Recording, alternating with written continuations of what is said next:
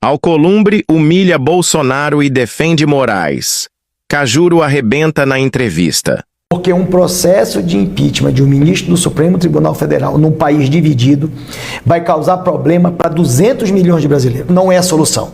A solução é a gente, cada um cumprir com as suas obrigações, cada um fazer o que há dentro dos limites estabelecidos pela Constituição brasileira e pedir para aqueles que possam, porventura, exacerbar as suas atribuições, que eles não o façam, nem perante o Poder Legislativo ao Judiciário, nem o Poder Judiciário ao Legislativo, nem do Executivo ao Legislativo, porque quando o Executivo erra, por exemplo, com uma edição de um decreto, sim, nós temos no Congresso Nacional um instrumento para sanar esse problema, que é o projeto de decreto legislativo sustenta o efeito do decreto do Executivo. Então não dá para o Executivo exacerbar, nós temos um instrumento. Não dá para o Executivo entrar dentro das matérias legislativas, não dá para o Legislativo entrar dentro do Executivo e não dá para o Judiciário a todo instante tomar decisões entrando nas nossas atribuições do Poder Legislativo. Qual é o melhor caminho? Não é o impeachment. O melhor caminho é a pacificação do Brasil, a harmonia entre os poderes e cada um entender as suas atribuições e cada um cumprir com as suas atribuições, repito, sem adentrar nas agendas que são de competências de outro poder. Aí nós vamos resolver o que está estabelecido na lei, na Constituição brasileira. A harmonia e independência dos poderes, cada um cumprindo com as suas atribuições. Eu acho até um comentário muito relevante, Cajuru, vou fazer isso aqui agora em rede nacional, dizer que um problema que está afetando o nosso país e que também parte da política é responsável é a gente insistir em viver a todo instante momentos eleitorais. E essa divisão do Brasil e essa briga constante pelo processo eleitoral está prejudicando a gente de fazer o certo no Brasil. Porque fica uma narrativa e uma disputa de narrativa sobre a próxima eleição.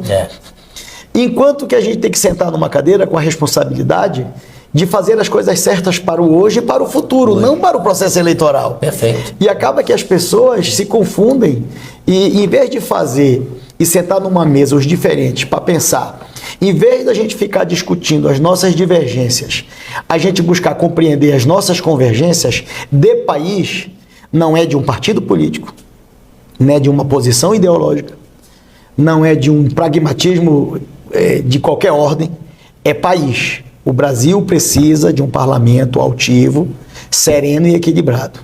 E o que a gente menos precisa hoje, com tantos problemas que nós temos no Brasil, é a gente continuar com essa divisão, continuar com agressões incabidas e infundadas. Por quê? Porque o processo eleitoral do ano que vem, ou daqui a 2 anos. E no Senado a gente conseguiu fazer esse movimento, sim, mostrar para as pessoas do partido de oposição e do partido que apoia o governo que o Senado poderia dar um grande gesto de pacificação para o Brasil. Porque o que nós vivemos, e é importante eu registrar aqui, o que nós vivemos na reeleição do presidente Rodrigo Pacheco, do ponto de vista institucional, foi uma eleição agressiva. Muito.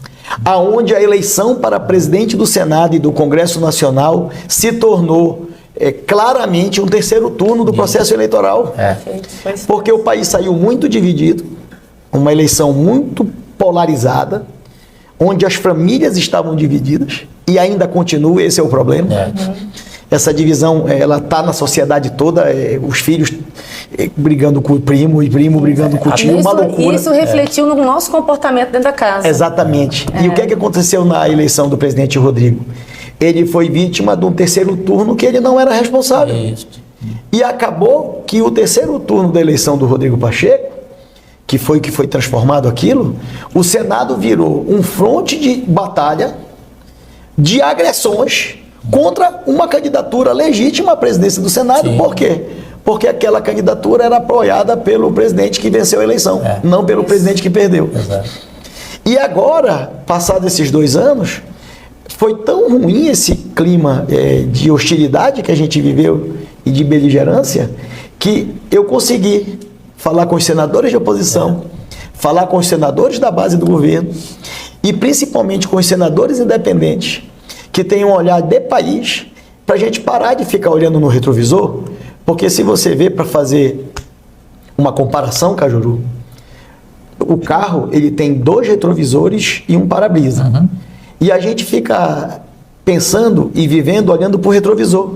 Só que o retrovisor é pequenininho. Sim. E o retrovisor só olha para trás. E eu consegui falar para as pessoas... Para-brisa. Para-brisa. Para frente.